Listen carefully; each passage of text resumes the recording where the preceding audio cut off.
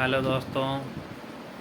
कल जो गिफ्ट आया था अमेरिका से यूट्यूब की तरफ से चेस, उसे आज आपको खेलना सिखाएंगे और समझाएंगे आप लोगों को कैसे कैसे खेलते हैं और क्या क्या चीज़ कैसे है वो बताऊंगा आपको। देखो भाइयों, ये सैनिक है। इसके मुंह पे ऐसा गोल सा रहता है। इसको हम इसके दूसरी लाइन में एक लाइन में लगाते हैं और ये हमारे पास 8 होते हैं। ये सिर्फ दो दो कदम चल सकता है। पहले बार में 2 कदम चलेगा और उसके बाद सिर्फ एक एक कदम चलता है। और ये हाथी है। इसके सर पे कुछ इस तरीके से रहता है। और ये हमारे पास 2 ही होते हैं। वो एक इस तरफ और एक ही इस तरफ रहता है। ये दोनों किनारे किनारे रहते हैं।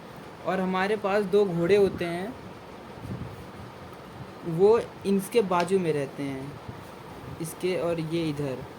और हमारे पास इसी तरीके से 2 वज़ीर होते हैं। ये कुछ इस तरीके दिखते हैं। वो इसके बाजू में रहते हैं। और ये रानी है और ये राजा। काफ़ी लोग कहते हैं राजा और रानी में फ़र्क क्या होता है। तो राजे के सर पे ये एक प्लस बना रहता है और रानी में सिर्फ ऐसा नॉर्मल रहता है।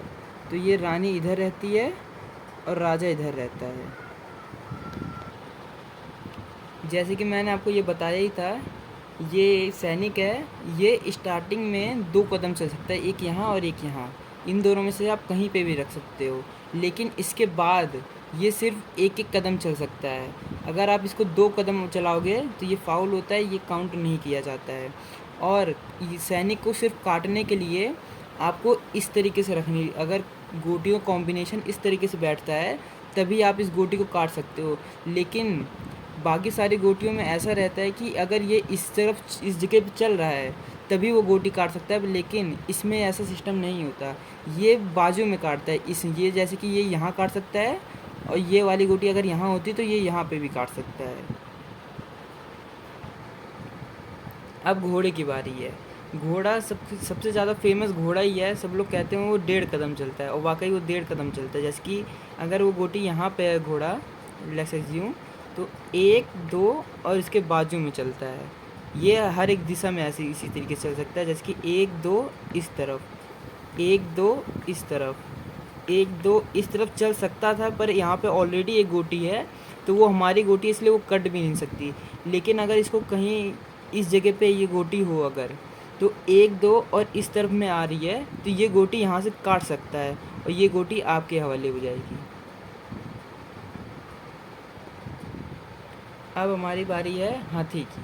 हाथी एक बहुत ज़्यादा पावरफुल रहता है। जैसे कि अगर आपको इसको निकालना है तो आपको पहले इस गोटियों को हटाना पड़ेगा, इस वाली को, तभी ये बाहर निकल सकता है।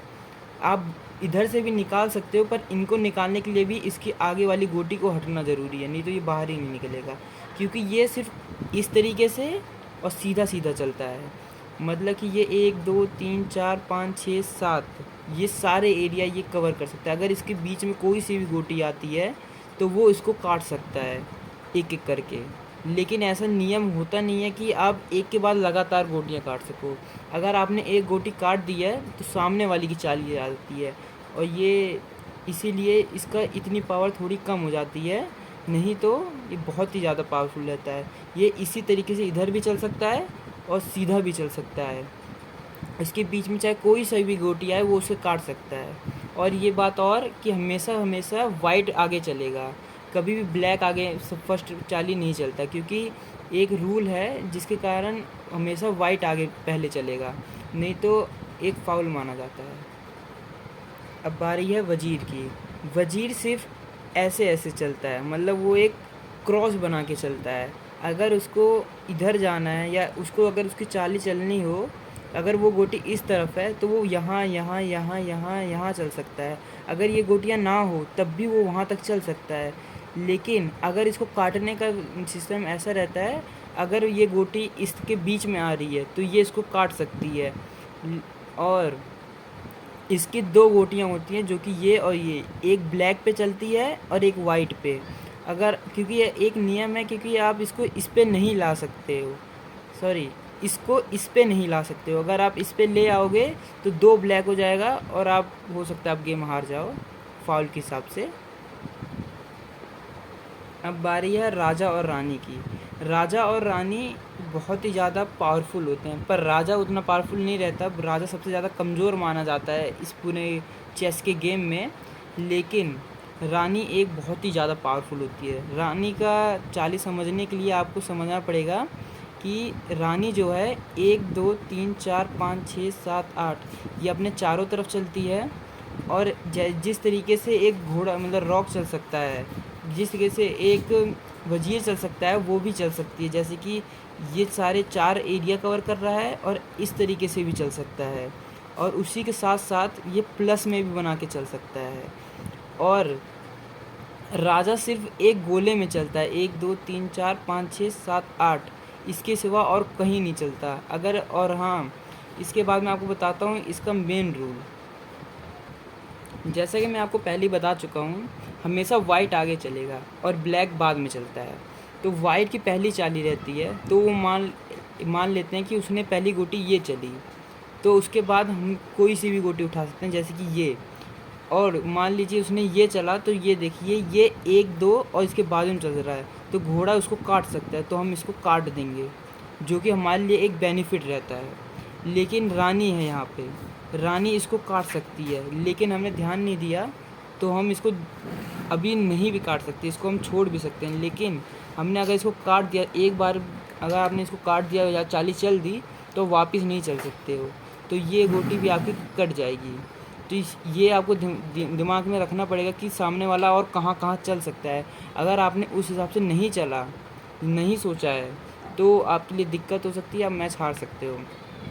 और आपको अगर मैच जीतना है तो आपको मेन क्या करना रहता है, इस चेस में करना क्या रहता है।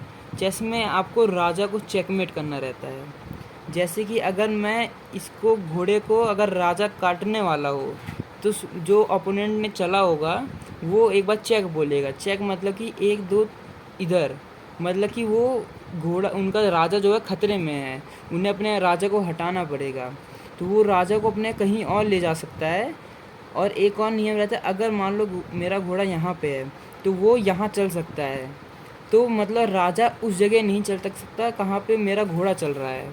अगर वहाँ पे वो चल देगा तो घोड़ा उसको काट सकता है, इसलिए वो वहाँ नहीं चल सकता है। ऐसा एक रूल है। और साथ ही में अगर आपको इसको चेकमेट करने के लिए सिर्फ आपको चेक लगाएगा, अगर ऐसा आपको कट रही है उसका राजा, तो वो सिर्फ चेक लगाता है, उसके सिवा और कुछ नहीं। अगर आपको उसे चेकमेट करना है तो आपको हर एक तरीके से उसको रोकना पड़ेगा कि वो गोटी उसको काट भी ना सके और इसको एक चेक लगा दे। जैसे कि मैंने इसको यहाँ पे एक चेक लगा दिया, और अगर ये गोटी यहाँ हो और ये गोटी यहाँ हो, मतलब ये एरिया कवर है, ये एरिया कवर है, लेकिन यहाँ और यहाँ नहीं कवर है, सिर्फ यहाँ पे एक चेक लगाया है मैंने। तो ये चेक लगा के यहाँ नहीं चल सकता, यहाँ नहीं चल सकता, लेकिन यहाँ और यहाँ चल सकता है। तो हमें चेकमेट करने के लिए इसको सिर्फ और सिर्फ कहीं नहीं चलने देना है। जैसे कि अगर ये यहाँ पे है, अब मान लेते हैं ये मेरी रानी है, ये एरिया इसको कवर कर रहा है, इसको कवर कर रहा है, इसको कवर कर रहा है, इसको भी कवर कर रहा है, इसको भी कवर कर रहा है, और इसको भी। सिर्फ ये और ये बचा है, और ये बचा है, और ये सिर्फ ये 4 जगह बचे हैं। तो उसको कवर करने के लिए हम अपने घोड़े को किसी तरीके से यहाँ ले आएंगे, तो ये दोनों एरिया भी कवर हो जाएगा।